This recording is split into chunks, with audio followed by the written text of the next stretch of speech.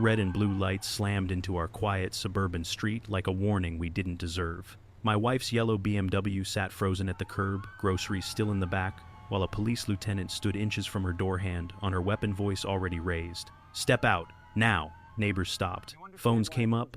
The officer demanded a search. My wife refused. That's when the threat started. Obstruction. Back up en route. Hands behind your back. I watched my wife stay calm while the officer reached for her cuffs, and then my wife said one quiet sentence that made the lieutenant freeze mid-motion. A sentence she clearly never expected to hear. The lieutenant didn't introduce himself. He didn't explain the stop. He didn't even pretend this was routine. He leaned into my wife's open window eyes, scanning the yellow BMW like it offended him personally, then looked back at her with a tight smile that carried no warmth at all. "Is this your vehicle?" he asked. "Not license and registration. Not do you know why I stopped you." Ownership came first. When my wife answered, yes, the lieutenant's expression hardened. His hand rested casually on his belt thumb, brushing the edge of his holster like a reminder. This wasn't about safety. It was about control. "Where do you work? How do you afford a car like this?" Each question landed heavier than the last, drifting further from traffic law and closer to accusation. My wife stayed, measured, calm hands, visible voice even. She asked once why she'd been pulled over. The lieutenant didn't like that. His posture shifted. Feet planted wider, chin lifted. Authority on display. "That's not for you to question," he snapped. "You comply, or this gets difficult." I'd seen power before. This was entitlement wearing a badge. He wasn't looking for a violation. He was looking for submission. And when my wife didn't give it to him, I saw the decision form behind the lieutenant's eyes the moment he chose escalation over restraint. The lieutenant didn't raise his voice at first. He didn't have to. His tone carried the quiet confidence of someone used to people shrinking when he spoke. "Hands on the wheel," he said, even though my wife's hands had never left it. He leaned closer, invading the space the open window created his shoulder, blocking the light. I could see my wife's jaw tighten, not in fear, but restraint. She was doing everything right. Every rule, every precaution. He asked for her license. She gave it to him slowly. He asked for registration. She handed it over the same way. Then, he stopped talking. He stood there, staring at her, staring at the yellow BMW, letting the silence stretch. It wasn't procedural. It was deliberate. A pressure tactic. The kind meant to make someone talk just to fill the air. Finally, she asked again, calm, measured, why she'd been stopped. That was the first mistake in his eyes. His expression changed. Not anger, annoyance. Like a clerk being questioned by a customer he'd already decided to disrespect. "You don't ask questions during a stop," he said. "You comply." I took a step closer from my driveway, close enough to be seen but not heard. The lieutenant glanced at me, then dismissed me with a look. To him, I wasn't relevant. Not yet. He returned to the patrol car with my wife's documents and sat there longer than made sense. No typing, no radio chatter, just waiting, making her wait. And I realized this wasn't a traffic stop. It was a test of how much control he could assert without resistance. He stayed where he was, one step behind my wife, close enough that she had to angle her shoulders just to breathe comfortably. His presence pressed in on he. "Step out of the vehicle," he said again, louder. This time, like repetition alone, could turn a she slow. Controlled. Hands vi. The street felt different the moment she stepped away from the driver's seat. Like something ordinary had crossed an invisible. He guided her toward the rear of the yellow S. "You got anything in the car I should know about? Anything?" His questions weren't curious. They were accusatory. Each one shaped to suggest guilt before she even answered. He glanced into the open cabin, eyes sweeping past the grocery bags like they weren't evidence of anything except a normal afternoon. He didn't linger on them. He wasn't looking for confirmation. He was looking for leverage. "Mind if I take a look inside?" She didn't hesitate. "I don't consent to a search." The lieutenant's face hardened instantly. That was the moment the stop stopped being personal and became procedural, at least on the surface. He turned away from her and pressed his radio. "Dispatch, send another unit." No explanation, no justification, just escalation. I heard a door open behind me, then another. Neighbors were stepping onto porches, now drawn by the tone, the posture, the way authority had suddenly flooded our quiet street. The lieutenant noticed them. He clocked the phones, the bodies, the attention. Instead of easing off, he raised his voice. "Sir," he said sharply, without turning toward me, "step back. You're interfering." I hadn't said a word. That accusation wasn't for me. It was for the record he was already writing in his head. A narrative where resistance existed, whether it actually did or not. My wife stood still, hands at her sides, face composed. She asked once why backup was being called. The lieutenant ignored the question. The radio crackled again. Unit en route. And with that, the balance shifted. This was no longer one officer making bad choices. This was the system closing ranks, turning a routine stop into something heavier, something harder to unwind. And I could feel it settling in my chest. Whatever happened next wasn't going to be small. The second patrol car arrived with its lights already on. Too fast, too ready. A younger officer stepped out, eyes alert, posture cautious. She took in the scene in seconds, the yellow BMW, the grocery bags in the back, my wife standing still with her hands visible, the lieutenant positioned too close behind her like a shadow. "What's the situation?" the younger officer asked. The lieutenant didn't hesitate. "Suspicious vehicle," he said flatly. "Driver refusing consent. Possible narcotics." The word hit like a punch. Narcotics. I felt my chest tighten. That accusation didn't come from anything she'd done. It came from the refusal itself, from the fact that she'd said no and stayed calm while doing it. My wife turned slightly, just enough to face the new officer. "That's not true," she said. "There are no drugs in my vehicle. You have no probable cause." The lieutenant smiled. Not wide, not angry, controlled. "That's not for you to decide," he said. "Your behavior is suspicious. Suspicious for knowing the law, for not panicking, for standing her ground." He leaned closer to her ear, lowering his voice so only a few of us could hear. "You keep pushing like this," he said, "and this ends with you in cuffs." That was the moment fear cut through everything else. Not outrage, not disbelief.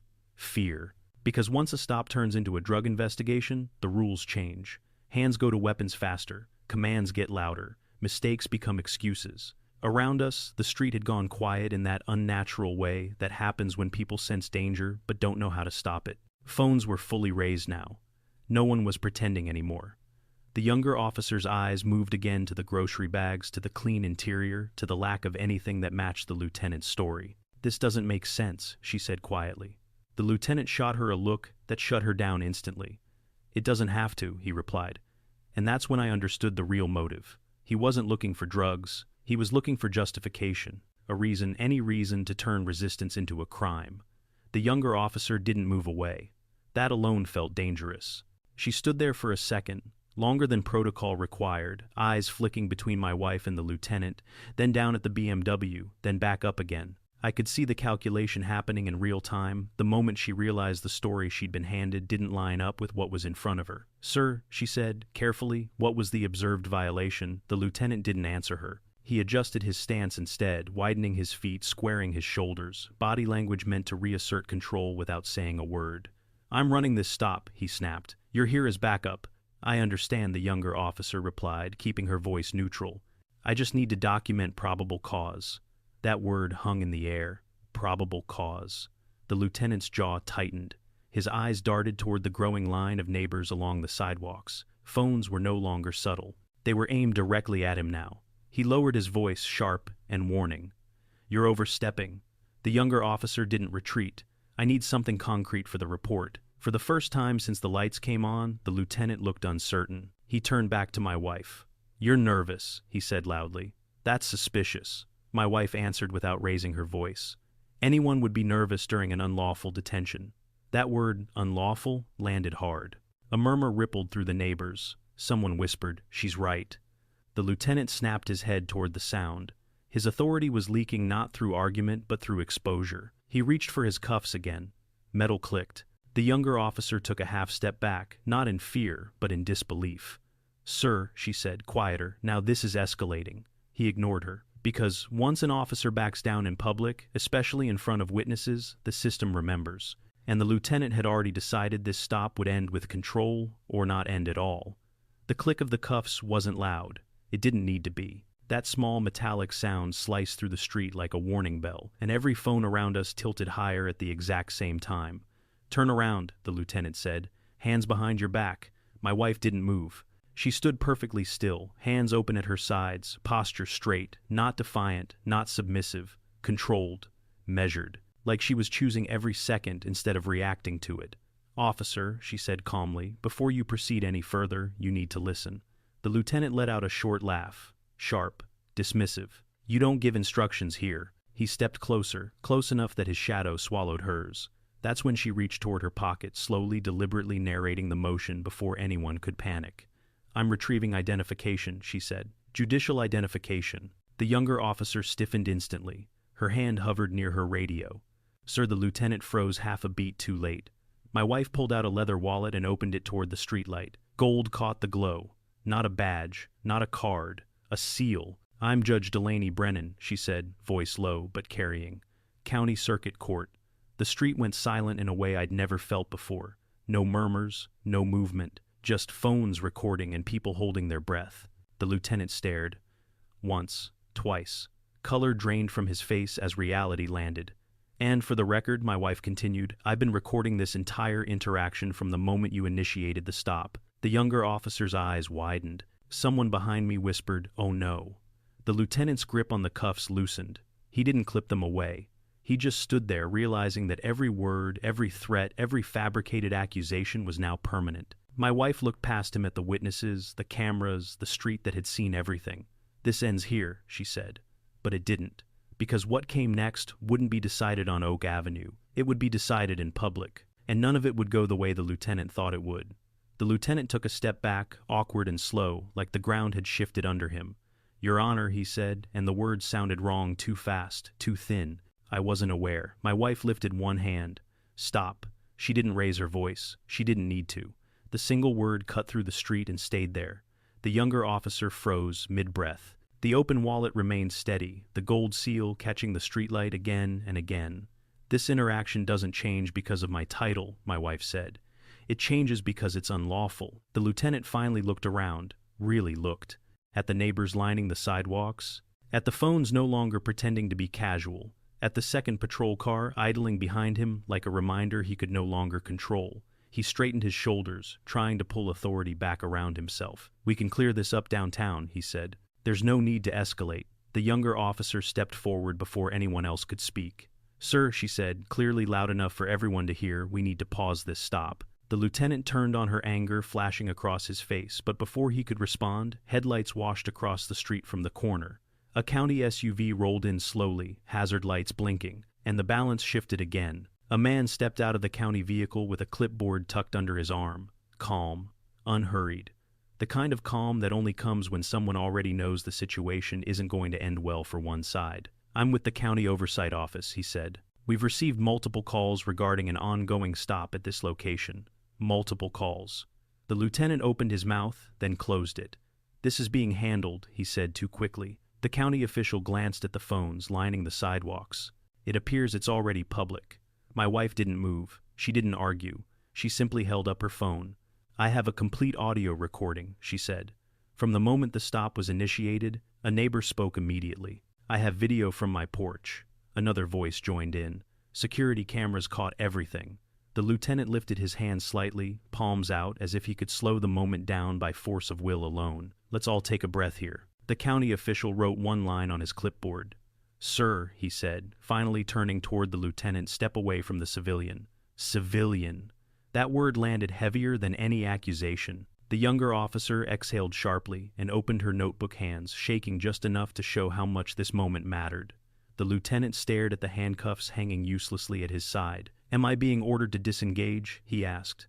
"Yes," the county official replied. "Immediately." The word echoed in the sudden quiet. The lieutenant turned back toward my wife, voice lowered, now almost pleading. "Your Honor, this doesn't need to go any further. We can resolve this internally." My wife closed her wallet.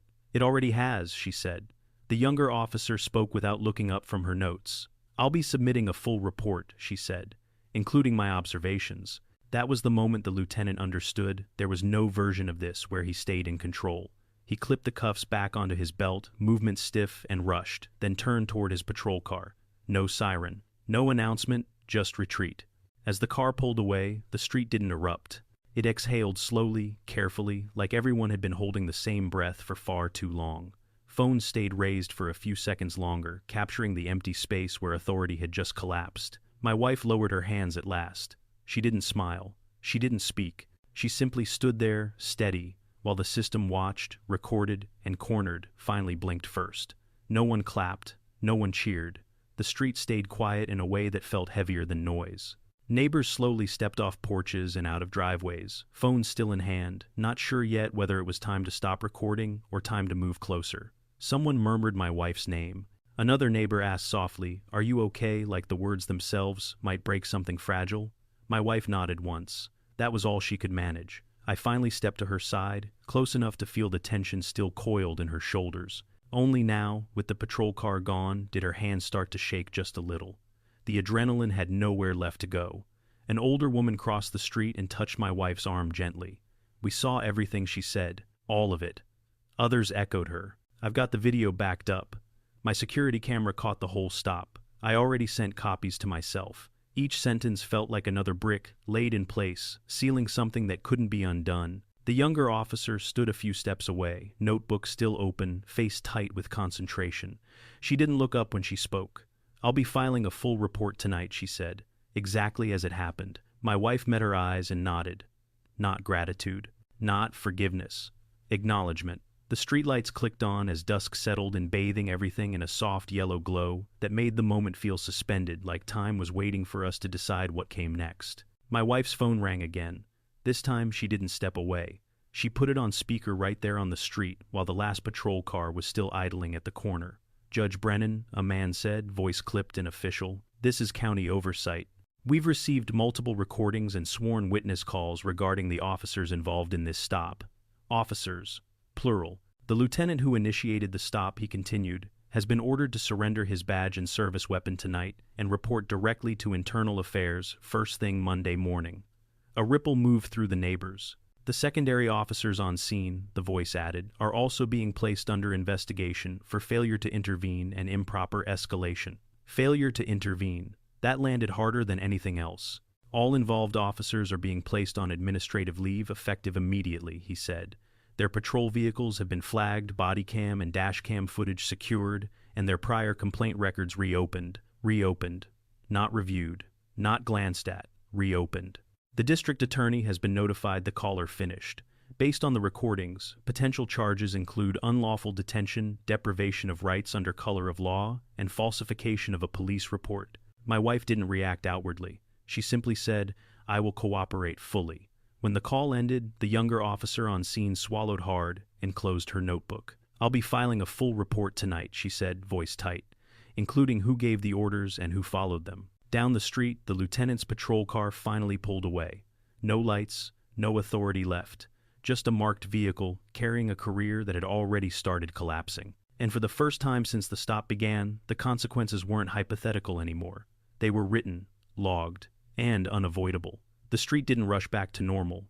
It settled. Neighbors lingered a moment longer than usual, like everyone understood that leaving too fast would mean pretending this never happened. A few exchanged looks. Quiet nods. The kind that say we saw it without needing words. My wife walked back to the yellow BMW and rested her hand on the roof. Not possessive. Grounding. Like she needed to feel something solid again. "I'm driving," she said softly. Not to escape, not to prove anything. Just to reclaim the moment that had been taken from her. She slid into the driver's seat, started the engine, and eased forward. The exact stretch of pavement where the lieutenant had stood minutes earlier was empty. Now, no flashing lights, no shadow blocking the sun. As we rolled past, a neighbor raised a hand in a small wave. Another nodded. Someone whispered, "Good." The BMW moved smoothly down the street, top-down evening air, cutting clean through the tension that had hung there too long. Behind us, the last patrol car disappeared at the corner. No siren, no authority, just paperwork and consequences waiting on the other end. My wife exhaled for the first time since the stop began. "They thought they could do this because no one would stop them," she said quietly. She kept her eyes on the road. They were wrong. And for the first time that night, the street felt like ours again, not because power had protected us, but because it had finally been held accountable.